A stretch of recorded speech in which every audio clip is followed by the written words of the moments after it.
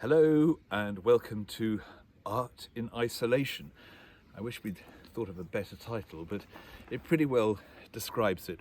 And what I'm going to be doing today and in days over the future, possibly a week or more, is doing little films, little insights into the house, the land, and the art collection behind me, all of which amount to something very important in my life. Yes, I'm an art dealer, but what has inspired me has very much been these surroundings and these bricks and mortar behind me.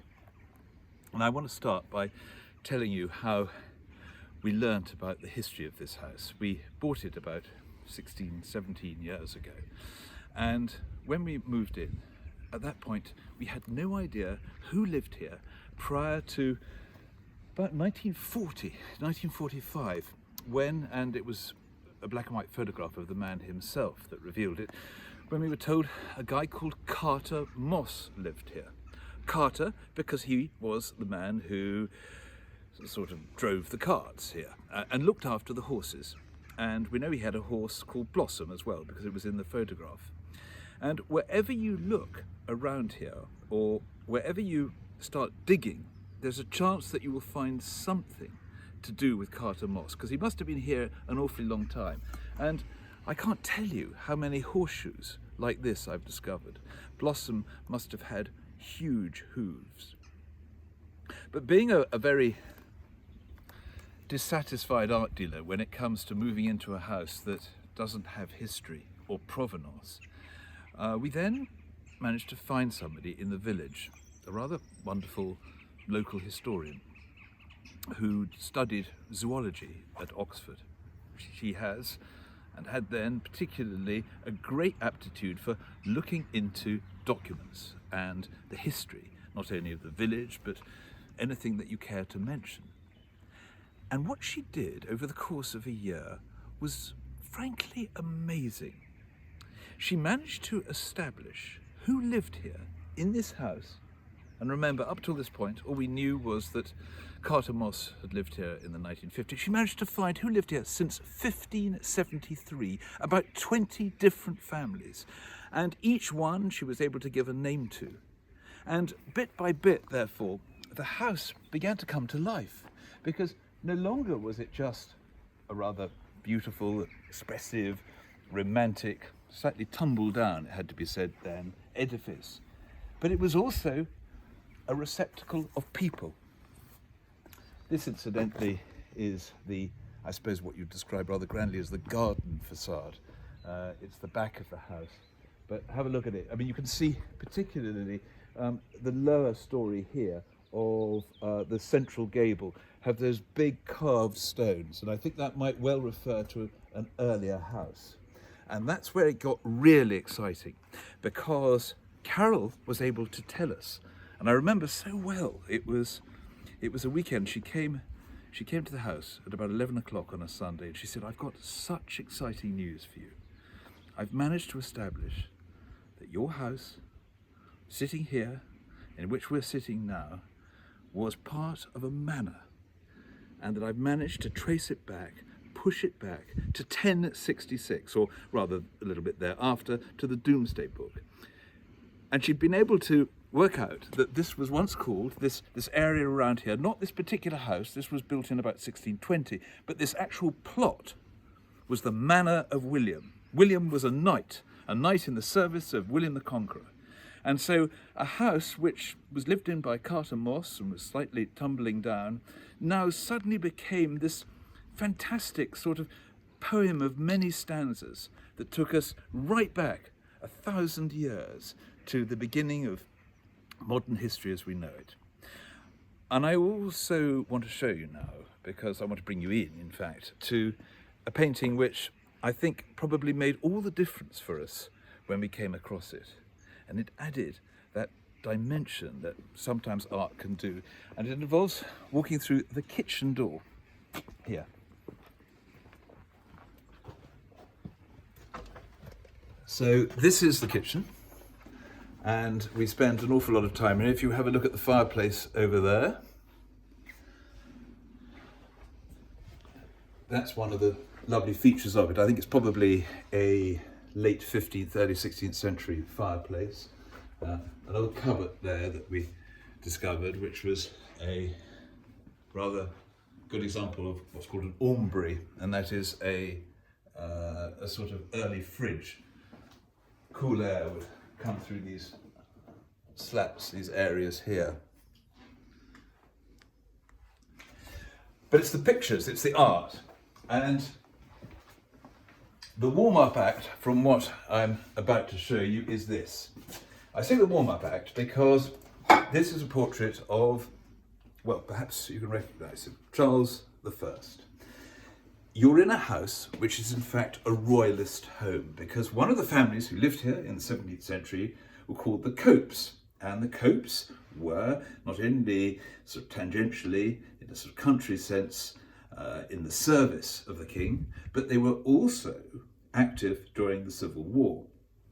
This house was built just in the early years of the reign of this man. And one of the first things I wanted to do when I got here was find a king, or find rather the king, who was on the throne at the time. This is by an artist, or rather the image is by an artist called Daniel Meitens, although I think it's a copy by an artist called Cornelius Johnson. It was quite difficult to get a sitting with the king, and sometimes one artist would do it and other artists would copy it. But if you look particularly at the quality of the face, it has a rather lovely finish, a slightly sort of porcelaneous, tooled technique. Now, the artist who I think did this, Cornelius Johnson, did miniatures as well. And one of the reasons that the picture works rather well, and I came across it incidentally in America. A lot of English portraits have escaped there. And I think one of the things that must have attracted the American buyer of this, because it probably went out about 70, 80 years ago, was the uniform, or rather the costume. It is the regalia of the Order of the Garter. And that was an elite order, the king being at its head, but it allowed portrait painters to really go for it. And look at the wonderful reds, the chain of St. George, and here you've got the Greater George, which is George lancing a dragon. And then if you pull out, you can see this lovely white folds, the pink socks, and those rosettes. So an unusually elaborate image of Charles I, and so it should be, because the picture I'm about to show you next was a man who fought for him, and in fact lost his fortune.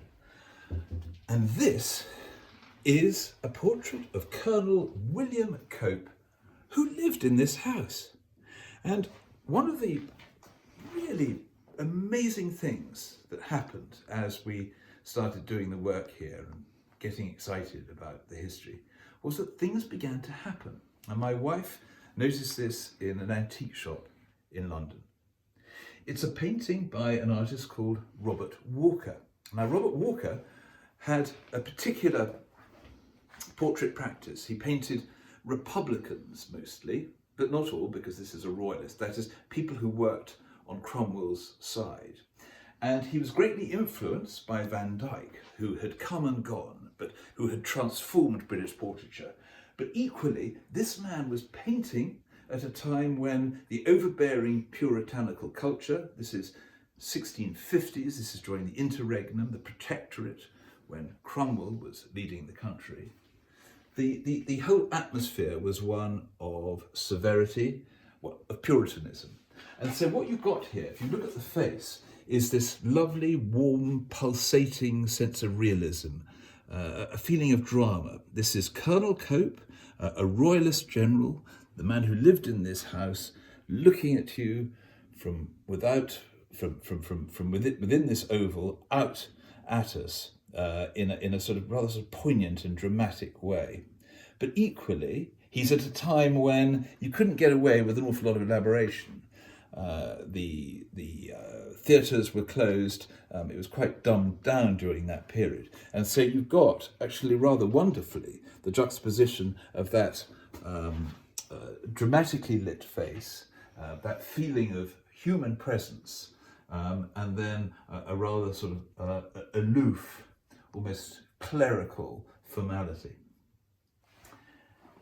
And what is astonishing is that this painting emerged. How it escaped the family, the Copes had a number of houses, this wasn't their only house, but how it escaped the family, how it made its way through the art world over 200 or 300 years. This was painted, as I say, in the 1650s, and then how it ended up in an antique shop at a time when we were doing up this house. Well, it's a sort of synchronicity that does happen in the art world. I mean, it's really wonderful. And when we hung him here, it was like putting a visage, putting features upon the masonry. It was like a portal through which one could see and feel and dive into the history of the house. We'd given the house its humanity.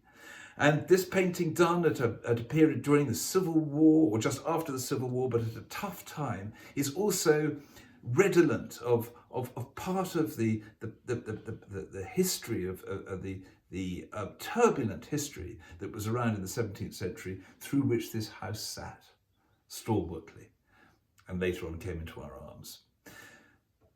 This is it for the time being.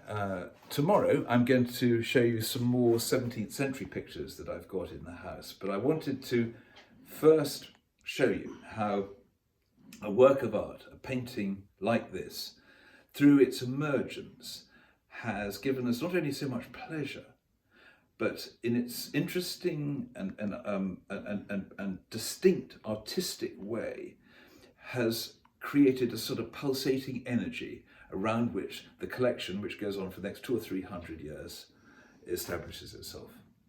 Very good to see you. Take care.